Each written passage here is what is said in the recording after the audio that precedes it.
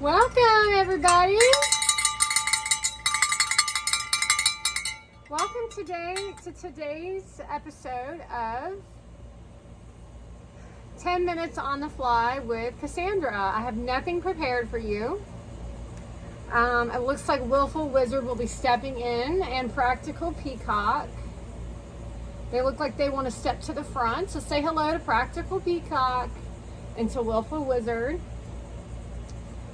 We're going to be talking more today about content creation and the ability to create content, and how content creation is natural. It should be natural, not staged, and it can be staged. There is a time and a place for staged content.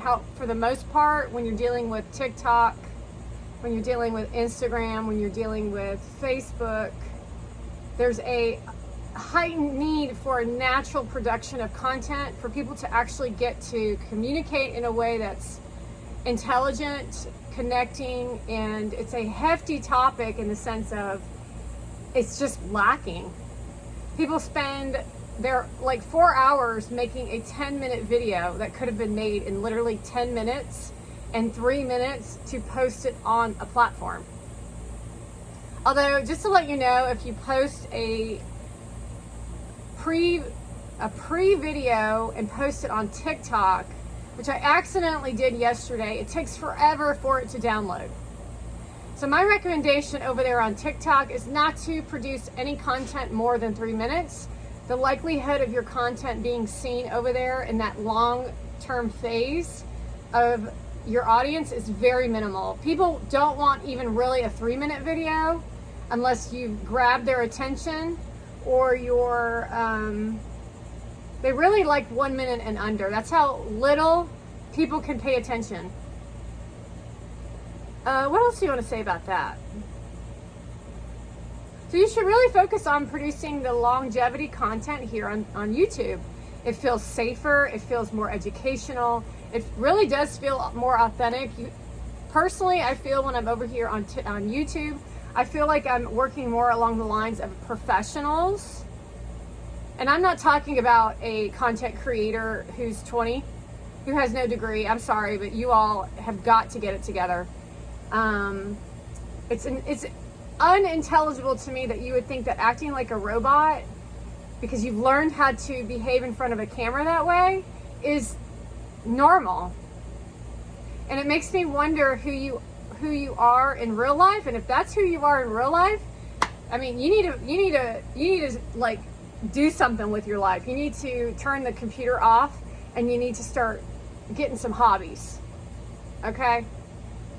So let me just leave that there for those of you who are who think you're doing well because you have 100,000 followers. However, the reality is you have 100,000 followers. You were never ready for 100,000 followers, and you're like putting the wool over your eyes, and you're actually completely miserable. You have no ability to connect emotionally, and you're actually preparing yourself for your future of some sort of cancer. I'm not sure what it is, but that's what we're going to be seeing an increase of. So what you're seeing with this younger millennial Gen Z generation is them prepping you for Big Pharma to sell you all their drugs. So they're brainwashing themselves. So it's a little bit of them brainwashing you, them as content creators brainwashing the masses, but the reality is they're actually brainwashing themselves because they have no intellect, they have no skill, they really just know how to get one over on you.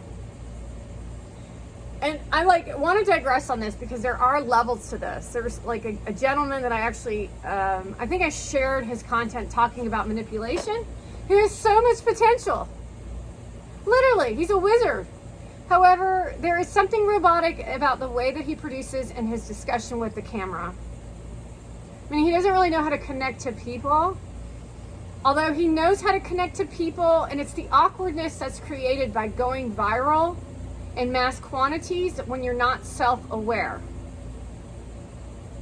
And it's not something that just happens, but you evolve into it and you create a more confidence in yourself attached to humility, attached to your own education. It's like a joyful experience. This should not be something that's a job. It should be something that you look forward to. And my personal experience in having passions, an example of this would be my yoga instruction, and then taking it into a business, and then creating complete fear around it and a disassociation to the joy that it once brought to me because I invited it into a business. And so I think a lot of people who become content creators in mass quantities disassociate from their life, and life becomes a business versus a business being over there in a business, because everyone's talking about a brand. And people are so insecure about being themselves, the brand is who they actually become, and then that means everywhere they go and everywhere they show up, they're just their brand, which is not, it's not good. So these are things to think about when you're beginning to create content, is you're gonna want to be your authentic self, and your authentic self is going to be uncomfortable. Hold on.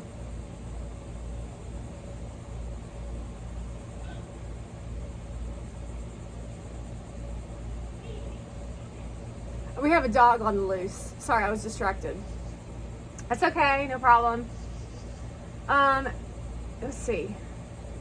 It's interesting because we've disassociated from society so much that we would rather be, this is for content creators and aspiring content creators. What happens when you become a content creator is you disassociate from society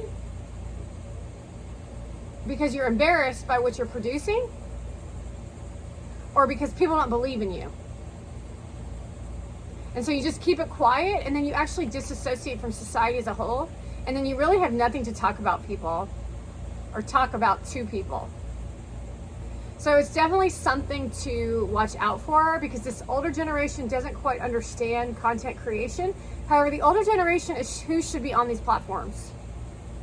Those are the people that we actually want to hear from, working with the younger generation. However, it's been disassociated and they do not want to be bothered with it. And this all began during the COVID horror of our lives. When you begin producing content,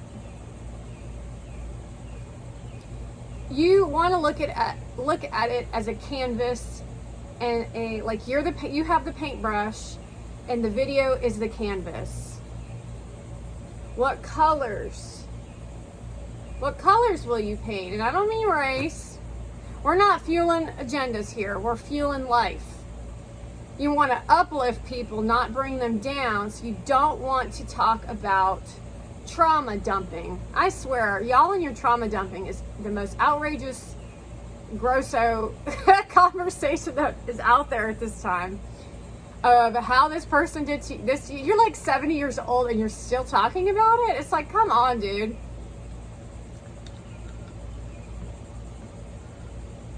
However, it's not be the bigger person.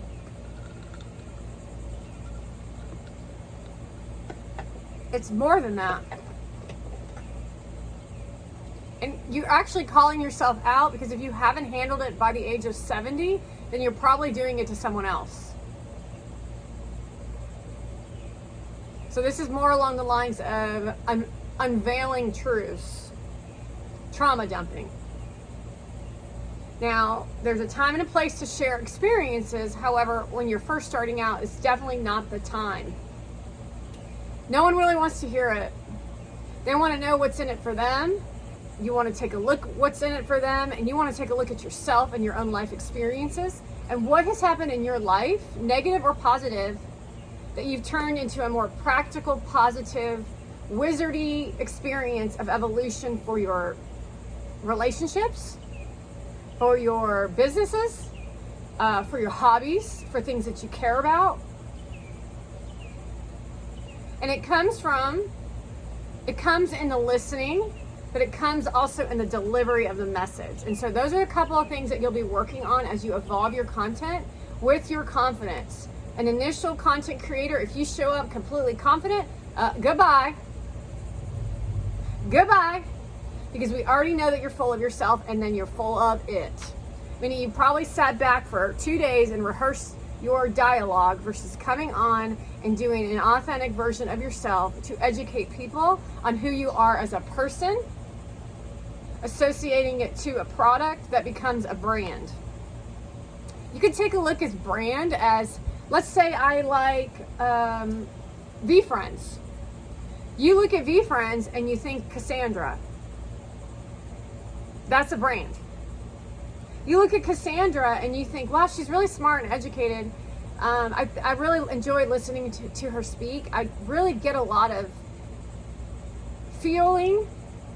I get a lot of thoughtful experiences when I watch her content. It doesn't always make sense to me the first time, but sometimes when I go back, it evolves into even more. So sometimes I get really mad, sometimes I'm really happy, sometimes I'm this, sometimes I'm that. But it's a growth space for you as an audience as we create community together. As everyone on the outside who's already content creating high ups are literally looking at us as the, because you're building as a community. They're looking at us as the disruptors. And nobody likes a disruptor. They want to be left alone because what's going on now, especially in this platform and these platforms, is that no one's disrupting anything because they're all trending. Although what they're trending about is self-righteous, egotistical behavior. However, this platform is really about you becoming successful and what's successful in your eyes. Not what Kim Kardashian says, not what anybody else says. This is what your eyes says success is. Some people think success is being in a honest, trusting relationship. Some people think success is owning a small business where they work Monday through Friday. Some people think success is working Monday through Thursday from 8 to 5 with an hour lunch, with 8 patients a day, and other stuff. That's my dental hygiene version of success. So there's a lot of different ways to take a look at what success is to people. And what's going on currently in society is everyone has a cookie cutter vision of what success is. And that just makes the world stop. And it's just terrible. It's just absolutely terrible. So we made it to 12 and a half minutes. A little over 12 and a half minutes. And with that being said, I've said quite a bit. I've said a lot. I want to say thank you for watching. Willful Whisperer, you were on it today, and so are you, Practical Peacock. We just did a 35-minute spin class. That's kind of why I look like this, so I apologize if I'm not up to par with your ideal of what physicality looks like. However, my physicality and my physical fitness is way more important than anything else in my life because I love to work out.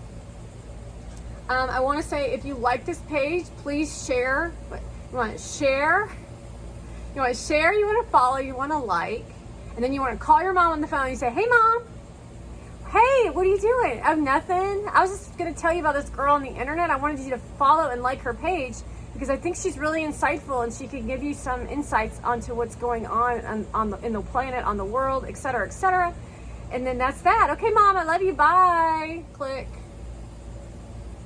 And that's my like and share tactic, because I think it's the most boring part of a video is when someone asks you to like, share, subscribe.